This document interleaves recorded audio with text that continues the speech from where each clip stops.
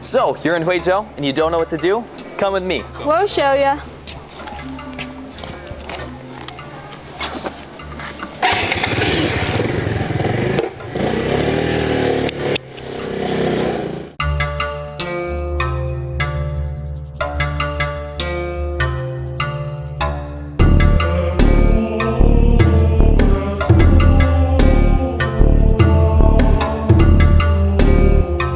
You might remember from the first video where I took you to Jindaijie inside of Huizhou's West Lake. This is where all the royalty and rich people live. And today I bring you to Qiaodong. Now, as you can see, all of these old buildings are called qilou. Now, qilou, or river buildings, are basically buildings that were designed to be on stilts so that the people would live on the top floor, as you can see.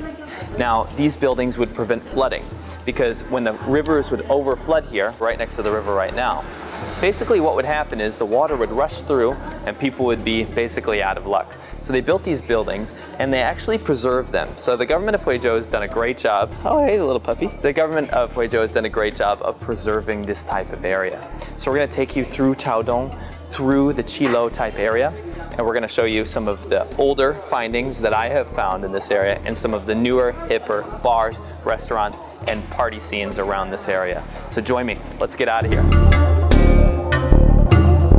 After you're done checking out the really cool ancient qilous, don't forget to go over to the water side. You can take a stroll, bike ride, or even a cruise and watch the cool houseboats as they come in with their fresh catch of the day. A lot of the fish comes from the bay area of Guangzhou and the ocean in the South China Sea, and also some of the local river catches around the Huizhou area. This is a really cool way to check out the local fishermen's culture and also get the freshest fish of the day.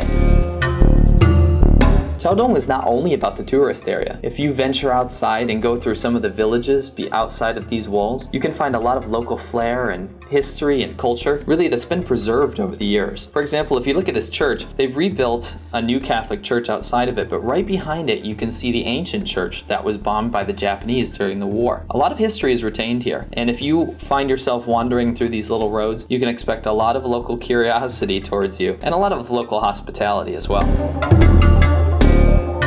A lot of bars and restaurants have sprung up around the area, and it's not just old school flair anymore. A lot of hip brands like from Hong Kong have decided to start up shop here on the riverside because of the influx of tourism. A trip to Qiaodong would not be complete without Qiaodong Seafood Street. Although it's tiny and narrow and you might look past it if you're in the area, you cannot miss this place. This is the best place to get seafood in Huizhou because the fishermen deliver the freshest catch of the day at the lowest price to the people of this area because, you know, this is where their families live. This is an awesome place to grab some really, really fresh, simply prepared seafood, and trust me, you gotta get here. It's a great way to finish your day here in Qiaodong.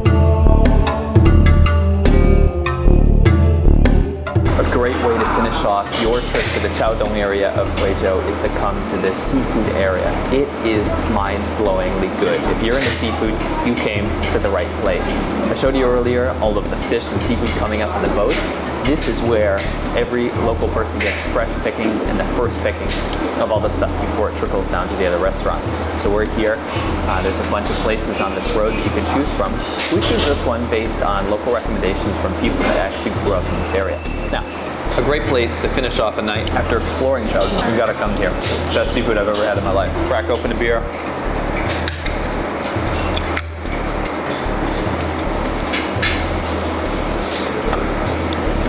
Cheers to you guys.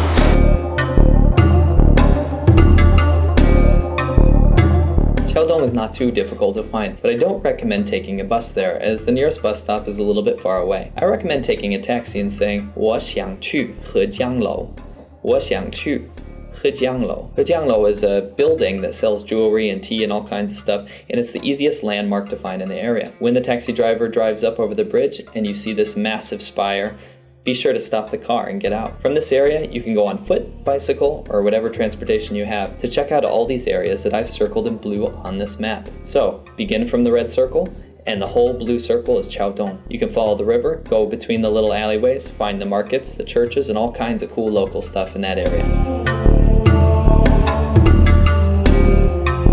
Whether it's great food, good scenery, awesome culture, or a local vibe, Qiaodong's got it all. When you're in Huizhou, do not forget to check out the area outside of the walls. So, you're in Huizhou, and now you've got something to do. The Changxi Tower is a pagoda thing that was erected here long ago down by the river. It only cost 20 RMB to enter. Welcome to Tianjin's Ancient Culture Street. This is one of Tianjin's top tourist destinations for a variety of reasons, so why don't we all go together and check it out. So one of the places you really need to come in Chengdu is Chunxilu. It's in the downtown core, so there's a lot to do and check out. It's a huge shopping district, and it's also a great place to spend the afternoon, walk around, people watch, and have a good time. So let's go for a walk and check it out.